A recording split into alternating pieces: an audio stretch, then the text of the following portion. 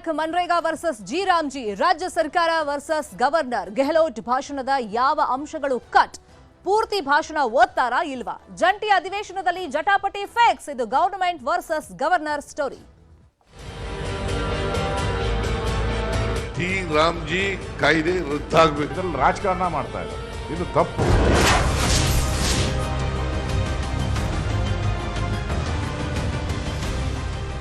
ತಮಿಳುನಾಡು ಹಾಗೇನೆ ಕೇರಳ ಬಳಿಕ ಈಗ ಕರ್ನಾಟಕದ ಸರದಿ. ಕರ್ನಾಟಕದಲ್ಲೂ ಕೂಡ ಸರ್ಕಾರ ವರ್ಸಸ್ ಗವರ್ನರ್ ನಡುವೆ ತಿಕ್ಕಾಟ ನಡೀತಾ ಇದೆ ಭಾಷಣದ ವಿಷಯವಾಗಿ. ಅಧಿವೇಶನದಲ್ಲಿ ಮನ್ರೇಗಾ ವಿಷಯದಲ್ಲಿ ಫೈಟ್ ಜೋರಾಗಿದೆ.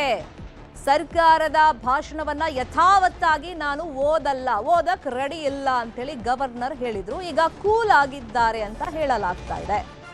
ಹಾಗಾದ್ರೆ ಗವರ್ನರ್ ಆಕ್ಷೇಪ ಎತ್ತಿದ್ದಂತ ಆ ಪ್ಯಾರಾಗಳನ್ನ, ಕೆಲವೊಂದು ಪದಗಳನ್ನ ಕಟ್ ಮಾಡಲಾಗಿದೆಯಾ? ವಿಶೇಷ ಅಧಿವೇಶನದ ಗವರ್ನರ್ ಭಾಷಣದ ಕೆಲ ಪದಗಳು ಕಟ್ ಆಗಿವೆ ಅನ್ನೋ ಮಾಹಿತಿ ಇದೆ. 11 ಪ್ಯಾರಾಗಳಲ್ಲಿನ ಕೆಲ ಕಠಿಣ ಪದಗಳನ್ನ ರಾಜ್ಯ ಸರ್ಕಾರ ಕೈಬಿಟ್ಟಿದೆಯಂತೆ. ಸಿಟ್ಟಾಗಿದ್ದ ಗವರ್ನರ್ ಅನ್ನ ರಾಜ್ಯ ಸರ್ಕಾರ ಫೈನಲಿ ಮನವೊಲಿಸಿದೆ ಅನ್ನೋ ಮಾಹಿತಿ ನ್ಯೂಸ್ 18ಗೆ ಲಭ್ಯವಾಗಿದೆ. ಸಿಎಂ ನೇತೃತ್ವದಲ್ಲಿ ನಡೆದಂತಹ ಸಭೆಯಲ್ಲಿ ಕೆಲ ಪದಗಳಿಗೆ ಖತ್ರಿಯನ್ನ ಹಾಕಲಾಗಿದೆಯಂತೆ. ಗವರ್ನರ್ ಭೇಟಿ ಮಾಡಿದಂತ ಸಿಎಂ ಕಾನೂನು ಸಲಹೆಗಾರ ಪೊನ್ನಣ್ಣ ಗವರ್ನರ್ ಮನವೊಲಿಕೆಯನ್ನ ಮಾಡಿದ್ದಾರೆ. ಭಾಷಣದಲ್ಲಿನ ಕೆಲ ಪದಗಳನ್ನ ಕೈಬಿಟ್ಟ ಬಗ್ಗೆ ಗವರ್ನರ್ಗೆ ವಿವರಣೆಯನ್ನ ಕೊಟ್ಟಿದ್ದಾರೆ. ಮನ್ರೇಗಾದಲ್ಲಿನ ಅಂಶಗಳನ್ನ ಕಟ್ ಮಾಡದೇ ಇರೋದಕ್ಕೆ ತೀರ್ಮಾನವನ್ನ ಮಾಡಲಾಗಿದೆಯಂತೆ. ಕೊನೆಗೂ ತಾನು ಭಾಷಣವನ್ನ ಓದೋದಕ್ಕೆ ಗವರ್ನರ್ ಗೆಹ್ಲೋಟ್ ಒಪ್ಕೊಂಡಿದ್ದಾರೆ ಅನ್ನೋ ಮಾಹಿತಿ ನ್ಯೂಸ್ 18ಗೆ ಲಭ್ಯವಾಗಿದೆ. ಮನ್ರೇಗಾ ಹೆಸರು ಬದಲಾವಣೆ ಮಾಡಿರೋ ವಿರೋಧವನ್ನ ಯಾವುದೇ ಕಾರಣಕ್ಕೂ ಕೈ ಬಿಡಲ್ಲ ಎಂಬ ಸಂದೇಶ ರವಾನೆಯಾಗಿದೆ. ಇವತ್ತು ಗವರ್ನರ್ ಬಂದ್ ಭಾಷಣ ಮಾಡ್ತಾರೆ, ಆದ್ರೆ ಬರ್ಕೊಟ್ಟಿದ್ದ ಎಲ್ಲಾ ಭಾಷಣವನ್ನ ಓದ್ತಾರಾ ಇಲ್ವಾ ಅನ್ನೋದೇ ಈಗಿರುವಂತ ಕುತೂಹಲ. ಈಗ ದಕ್ಷಿಣ ಭಾರತದ ರಾಜ್ಯಗಳಲ್ಲಿ ಈಗ ಗವರ್ನರ್ ವರ್ಸಸ್ ಗವರ್ನಮೆಂಟ್ ತಿಕ್ಕಾಟ ಜೋರಾಗಿ ನಡೀತಾ ಇದೆ. ಸರ್ಕಾರ ಬರ್ಕೊಟ್ಟಂತ ಭಾಷಣವನ್ನ ಗವರ್ನರ್ಗಳು, ರಾಜ್ಯಪಾಲರು ರಿಜೆಕ್ಟ್ ಮಾಡ್ತಾ ಇದ್ದಾರೆ. ಕರ್ನಾಟಕದಲ್ಲಿ ಇವತ್ತೇನಾಗುತ್ತೆ ಅನ್ನೋ ಕುತೂಹಲ ಇದೆ. ಹಾಗಾದ್ರೆ ಪೊನ್ನಣ್ಣ ಏನ್ ಹೇಳಿದ್ರು ಗವರ್ನರ್ ಮೀಟ್ ಮಾಡಿದ್ಮೇಲೆ ನೋಡೋಣ. ಮುಖ್ಯಮಂತ್ರಿಗಳು ಕಾನೂನು ಸಚಿವರ ಜೊತೆ ಚರ್ಚೆ ಮಾಡಿರುವಂತದನ್ನ ಮಾನ್ಯ ರಾಜ್ಯಪಾಲರಿಗೆ ಅವರ ಗಮನಕ್ಕೆ ತರುವಂತ ಕೆಲಸವನ್ನು ಮಾಡಿದ್ರಿ. 11 ಗಂಟೆಗೆ ಅಧಿವೇಶನಕ್ಕೆ ಬನ್ನಿ ಅಂತ ಹೇಳಿ ಆಹ್ವಾನವನ್ನು ಕೊಟ್ಟಿದ್ದೀನಿ. ಅದೇ ಈಗ ರಾಜ್ಯಪಾಲರಿಗೆ ನಾವು ಕೊಟ್ಟಿರುವಂತ ಭಾಷಣ ಏನಿದೆ ಅದರಲ್ಲಿ ನಾವು ಏನು ಬದಲಾವಣೆ ಮಾಡ್ಲಿಕ್ಕೆ ಆಗೋದಿಲ್ಲ. ನೀವು ಅದೇ ಭಾಷಣವನ್ನ ಓದ್ಬೇಕು ಅಂತ ಅವರಲ್ಲಿ ನಾವು ಮನವಿ ಮಾಡಿದ್ದೇವೆ.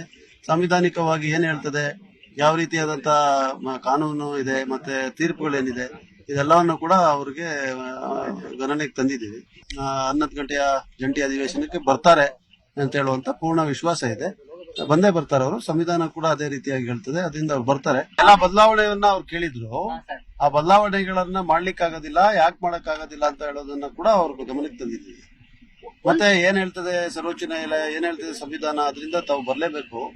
ರಾಜ್ಯಪಾಲರಿಂದ ನಿಮ್ ಸ್ವಂತ ಭಾಷಣ ಅಲ್ಲ, ಇದು ಸರ್ಕಾರದ ನಿಲುವನ್ನ ವ್ಯಕ್ತಪಡಿಸ್ತಾ ಇರ್ತೀರಿ. ತಾವು ಹುದ್ದೆಯಲ್ಲಿ ಇದ್ದು ಭಾಷಣವನ್ನು ಮಾಡ್ತಾ ಇರ್ತೀರಿ. ಬಂದು ಭಾಷಣವನ್ನ ಮಾಡ್ಕೊಡ್ಬೇಕು ಅಂತ ಮುಖ್ಯಮಂತ್ರಿಗಳು ಹೇಳ್ತಾ ಇದ್ದಾರೆ. ಕಾನೂನು ಸಚಿವರು ಸಂಪುಟ ಸಭೆಯ ನಿರ್ಧಾರ. ಇದೇ ವಿಚಾರವಾಗಿ ಇನ್ನಷ್ಟು ಡೀಟೇಲ್ ಆಗಿ ಇನ್ಫಾರ್ಮೇಶನ್ ಕೊಡ್ತಾ ಹೋಗೋದಕ್ಕೆ ನೇರ ಸಂಪರ್ಕದಲ್ಲಿ ಕನೆಕ್ಟ್ ಆಗಿದ್ದಾರೆ ನಮ್ಮ ಪೊಲಿಟಿಕಲ್ ಬ್ಯೂರೋ ರಿಪೋರ್ಟರ್ ಹೆಬ್ಬಾಕ ತಿಮ್ಮೇಗೌಡರು. ತಿಮ್ಮೇಗೌಡ್ರೆ, ಇವತ್ತು ಭಾಷಣ ಮಾಡೋಕೆ ಗೆಹ್ಲೋಟ್ ಅವರು ಅಂದ್ರೆ ರಾಜ್ಯಪಾಲರು ಬರ್ತಾರಾ ಇಲ್ವಾ? ಮತ್ತೆ ಆಕ್ಷೇಪ ಎತ್ತಿದಂತ ಪ್ಯಾರಾಗಳು, ಪದಗಳು ಕಟ್ ಆಗಿದೆಯಾ?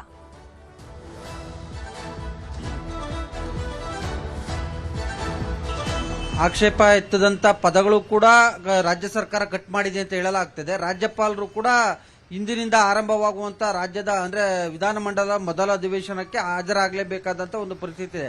ಸಂವಿಧಾನದ ನಿಯಮಾವಳಿ ಪ್ರಕಾರ ರಾಜ್ಯಪಾಲರು ಇವತ್ತು ವಿಧಾನಮಂಡಲ ಅಧಿವೇಶನಕ್ಕೆ, ಜಂಟಿ ಅಧಿವೇಶನಕ್ಕೆ ಆಗಮಿಸಬೇಕು. ಜಂಟಿ ಅಧಿವೇಶನದಲ್ಲಿ ಭಾಗವಹಿಸಿ ಭಾಷಣ ಮಾಡುವಂಥದ್ದು ಅಥವಾ ಭಾಷಣ ಮಾಡದೇ ಇರುವಂಥದ್ದು ಅವರ ವಿವೇಚನೆಗೆ ಬಿಟ್ಟಿರುವಂಥದ್ದು.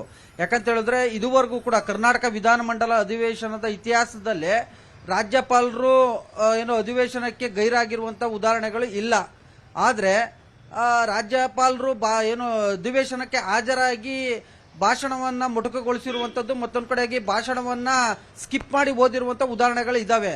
ಸೊ ಹೀಗಾಗಿ ಇದೀಗ ಕೇಂದ್ರ ಸರ್ಕಾರ ಜಾರಿಗೆ ತಂದಿರತಕ್ಕಂಥ ವಿಬಿಜಿ ರಾಮ್ಜಿ ಕಾಯ್ದೆ ಏನಿದೆ, ಆ ಒಂದು ಕಾಯ್ದೆಗೆ ಸಂಬಂಧಪಟ್ಟಂತೆ ಅಂದ್ರೆ ಮನ್ರೇಗಾ ಹೆಸರನ್ನ ವಿಬಿಜಿ ರಾಮ್ಜಿ ಎಂಬ ಹೆಸರಾಗಿ ಬದಲಾವಣೆ ಮಾಡಿರ್ತಕ್ಕಂಥ ಕೇಂದ್ರ ಸರ್ಕಾರದ ನಿಲುವನ್ನ ಖಂಡಿಸುವಂತ ಒಂದು ನಿಟ್ಟಿನಲ್ಲಿ, ಕೇಂದ್ರ ಸರ್ಕಾರದ ವಿರುದ್ಧ ಖಂಡನಾ ನಿರ್ಣಯವನ್ನ ಕೈಗೊಳ್ಳುವಂತ ಒಂದು ನಿಟ್ಟಲ್ಲಿ ಇವತ್ತು ರಾಜ್ಯ ಸರ್ಕಾರ ವಿಶೇಷ ಅಧಿವೇಶನವನ್ನ ಕರೆದಿರ್ತಕ್ಕಂಥದ್ದು. ವರ್ಷಾರಂಭದ ಮೊದಲ ಅಧಿವೇಶನ ಇದಾಗಿರ್ತಕ್ಕಂಥ ಹಿನ್ನೆಲೆಯಲ್ಲಿ ಸಹಜವಾಗಿ ರಾಜ್ಯಪಾಲರು ಜಂಟಿ ಅಧಿವೇಶನವನ್ನು ಉದ್ದೇಶಿಸಿ ಭಾಷಣ ಮಾಡಬೇಕಾಗುತ್ತೆ. ಸರ್ಕಾರ ಸಿದ್ಧಪಡಿಸಿರ್ತಕ್ಕಂಥ ಭಾಷಣವನ್ನ ಓದುವಂಥದ್ದು ಒಂದು ರೀತಿ ವಾಡಿಕೆ ಸಂಪ್ರದಾಯ ಅನ್ನುವಂಥದ್ದು ರಾಜ್ಯ ಸರ್ಕಾರದ ವಾದ. ಆದರೆ ವಿಬಿಜಿ ರಾಮ್ಜಿ ಕಾಯ್ದೆಗೆ ರಾಷ್ಟ್ರಪತಿಗಳೇ ಅಂಕಿತ ಹಾಕಿರ್ತಕ್ಕಂಥ ಹಿನ್ನೆಲೆಯಲ್ಲಿ ಸಹಜವಾಗಿ ನಾನು ರಾಷ್ಟ್ರಪತಿಗಳ ಅಧೀನದಲ್ಲಿರ್ತಕ್ಕಂಥದ್ದು. ಹೀಗಾಗಿ ರಾಷ್ಟ್ರಪತಿಗಳೇ ಅಂಕಿತ ಹಾಕಿರ್ತಕ್ಕಂಥ ಕಾಯ್ದೆಯನ್ನ ಟೀಕಿಸೋದಕ್ಕೆ ನಾನು ಬರೋದಿಲ್ಲ. ಮತ್ತೊಂದು ಕಡೆಯಾಗಿ ಈ ಒಂದು ಆಕ್ಷೇಪಾರ್ಹ ಪದಗಳನ್ನ ಅಂದ್ರೆ ವಿಬಿಜಿ ರಾಮ್ಜಿ ಭ್ರಷ್ಟಾಚಾರಕ್ಕೆ ಆಸ್ಪದವನ್ನ ಕೊಡುತ್ತೆ, ಗುತ್ತಿಗೆದಾರರಿಗೆ ಅನುಕೂಲವನ್ನ ಮಾಡಿಕೊಡುತ್ತೆ ಅನ್ನುವಂತ ಒಂದು ಪದ ಏನಿದೆ ಆ ಒಂದು ಪದಗಳನ್ನ ತೆಗಿಬೇಕು ಅನ್ನುವಂತ ನಿಟ್ಟಿನಲ್ಲಿ ರಾಜ್ಯ ಸರ್ಕಾರದ ಮುಖ್ಯ ಕಾರ್ಯದರ್ಶಿಗೆ ರಾಜ್ಯಪಾಲರ ಕಚೇರಿಯಿಂದ ನಿನ್ನೆಯೇ ಒಂದು ಸೂಚನೆ ಕೂಡ ಕೊಡಲಾಗಿತ್ತು.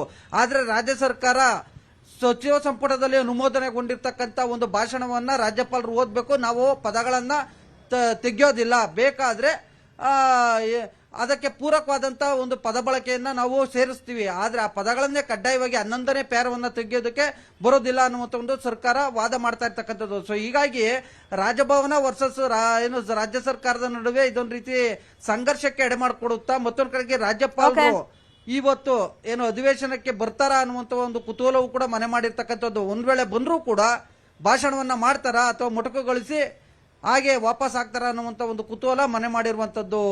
ಶರ್ಮಿತಾ, ಅಧಿವೇಶನ ಆರಂಭ ಆದ್ಮೇಲೆ ಏನೆಲ್ಲ ಬೆಳವಣಿಗೆ ಆಗುತ್ತೆ ಫಾಲೋ ಅಪ್ ಮಾಡೋಣ. ಥ್ಯಾಂಕ್ ಯು ತಿಮ್ಮೇಗೌಡ್ರೆ ಈ ಕ್ಷಣದ ಮಾಹಿತಿಯನ್ನು ಕೊಟ್ಟಿದ್ದಕ್ಕೆ. ಇದೀಗ 3